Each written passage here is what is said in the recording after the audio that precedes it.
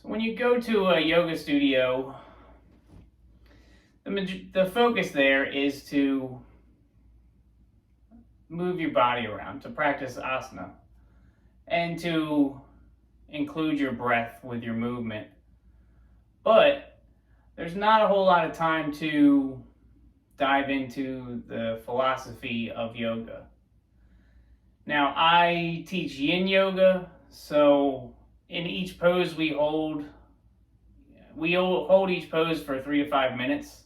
So I have a little more time to talk about things, but when you're doing a Hatha or a Vinyasa class, there's not a whole lot of time to sit and discuss philosophy. So I figured I would show you the main books. I got 5 books here that are the easiest to break into. So if you're not a yogi, but you enjoy going to yoga classes and you want to learn a little bit more of the philosophy, these are the 5 books that I would start with.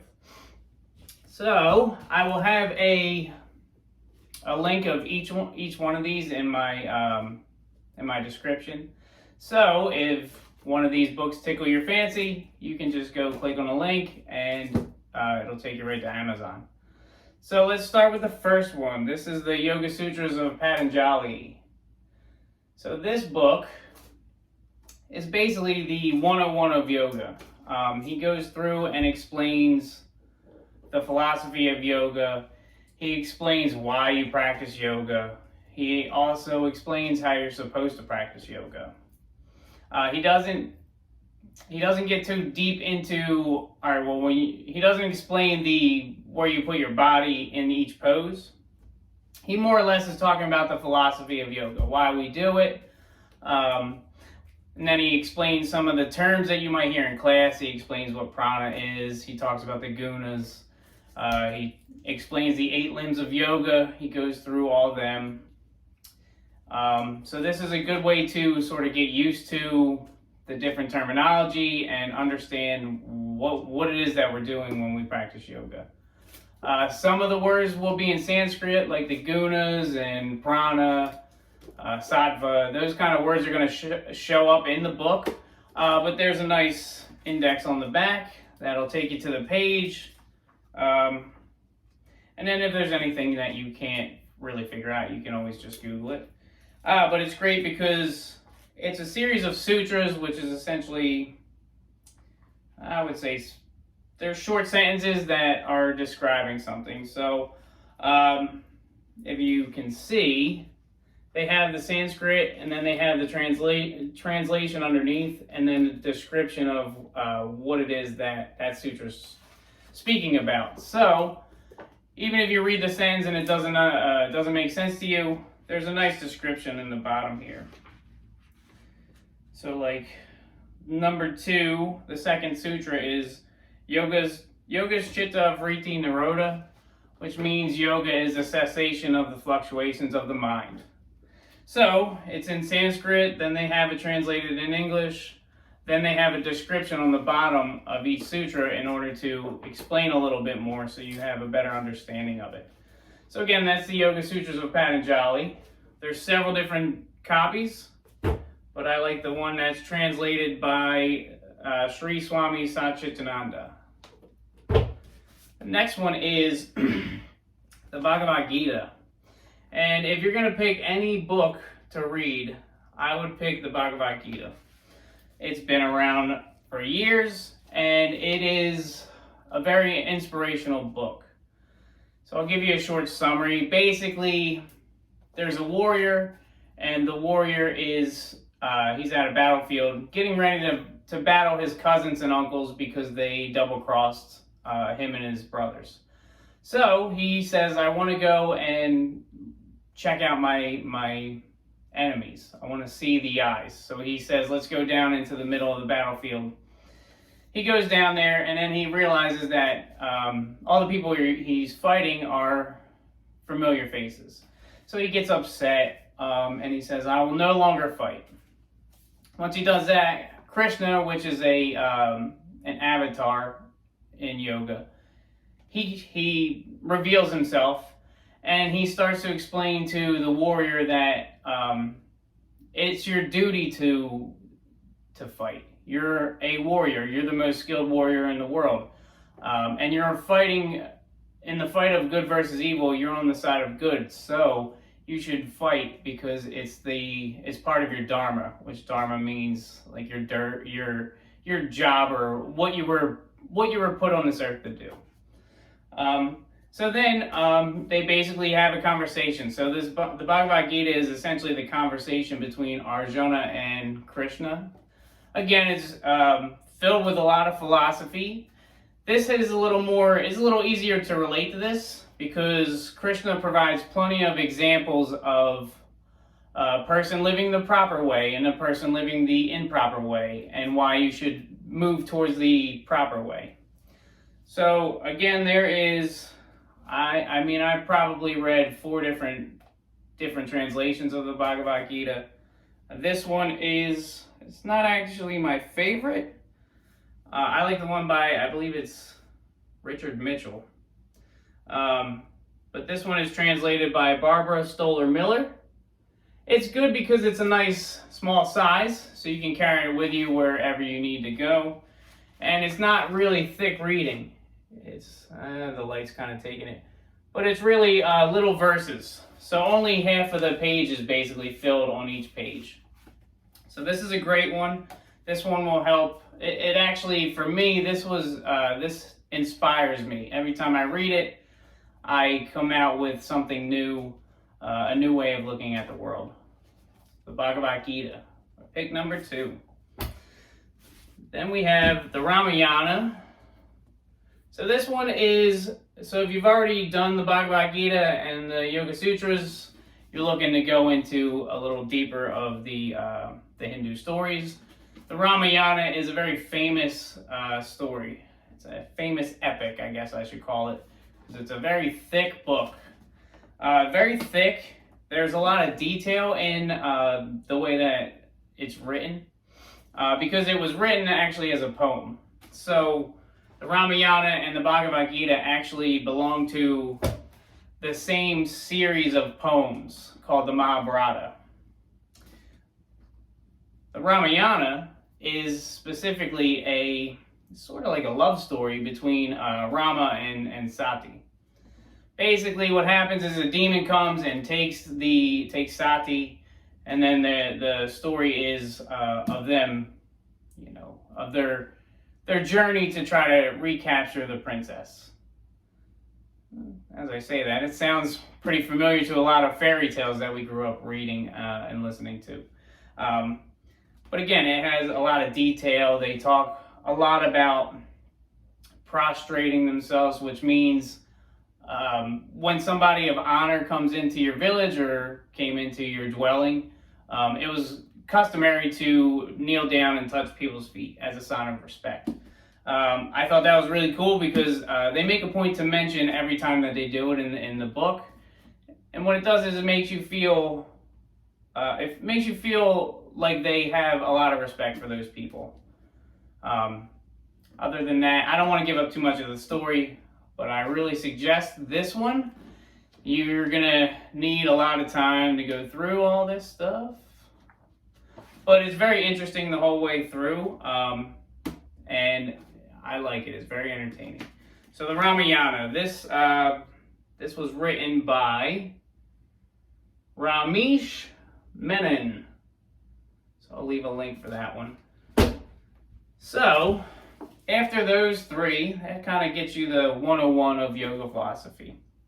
Now this one's geared more towards Hatha yoga, which is another style that I teach. Hatha yoga is more of a physical practice. It's more of focused on alignment, strengthening your body, releasing tension in the body. And my pick for understanding the whole Hatha yoga system would be Light On Yoga. So Light On Yoga is by BKS Iyengar, and he recently just passed away, but he was a well-known yoga teacher. He was kind of responsible for helping to make it popular in the modern day. And this is basically it starts out with the philosophy in the beginning, all the nice, lovely understanding of how the world was created, how energy works, stuff like that. And then the rest of the book is all these cool little old poses or old pictures of BKS Iyengar in his poses. And then all the words are explaining how to get in and out of each pose and little tips and tricks that you can use in order to better your practice. So he does a lot of crazy stuff, as you can see. It's another thick book, but again, a lot of it is pictures and then some descriptions and stuff like that. In the back here, there's I just saw it and lost it. Oh. There's a little section here at the end for pranayama, which is the breathing techniques that we use in yoga. And they have the different kinds of pranayamas, when you would use the pranayama, how you would use it. There's a lot of information in here. It doesn't tell you how to speak when you're teaching or any of that stuff. It's more concerned with making sure that you're getting in and out of poses properly and in alignment and making sure that you don't hurt yourself. So again, it's Light on Yoga, BKS Iyengar, and forwarded. No, we don't have to mention the forward. So my last pick is, it's if you're interested in Yin Yoga. As I teach Yin Yoga, it's my favorite style of yoga. So if you're interested in Yin Yoga, then I would choose Yin Sights. If you're interested in Yin Yoga, you've probably heard of this book before anyway. So let me explain what Yin Yoga is real fast. Yin Yoga is a slower, more introspective style of yoga where it utilizes seated postures and we hold the poses for a long period of time, usually between 3 to 5 minutes in each pose. And what that does is it relaxes the muscles so that we can go in deeper and affect the connective tissue, the fascia, all the stuff that wraps around your joints. So it's more of I don't want to say restorative, it's more of a rejuvenating practice because there's a lot of time to sit and be in each pose, because once you get into your pose, the whole goal is to try to remain still there for 3 to 5 minutes. So you have a lot of time to be inside of your head, focus on your breathing, or focus on sensations in your body. So I like it because I can get into a pose and read a little bit of insights or focus on my breathing for a couple minutes. And it's almost like I get 3 minutes of meditation, then I have to come out, switch poses, and then I can go back into meditation. It's more like an active meditation in my eyes. I wouldn't say that it's a meditation formally, but in my eyes, that's how I view it. Anyway, I'm getting sidetracked. So the difference between, let's say, the Hatha style, the Light on Yoga, and the Insights. Hatha will include standing postures. It is focused on using your effort to get deeper into poses. Where in Yin Yoga, you're thinking about releasing any effort. So you're focused more on allowing gravity and time to just drop you deeper into your poses. This book is particularly great because it has nice, short, simple summaries of almost the entire yoga philosophy. It explains the 8 limbs of yoga. It explains what prana is. It explains the chakras, the nadi channels. It even goes into traditional Chinese medicine, so you get to learn a little bit about the meridian lines, the different elements between the yoga philosophy of elements, the traditional Chinese medicine philosophy of elements. They also have a really big section is, again, showing the poses. It's a little bit different. It shows the poses and then it shows sort of like a benefits benefits, contraindications. It gives you a little breakdown of each and every pose, what part of the body it's good for, maybe what meridian line it affects. So this is a really good one. This is another one like Yoga Sutras of Patanjali, where it's just filled with information. So this isn't a book that you necessarily need to read from cover to cover.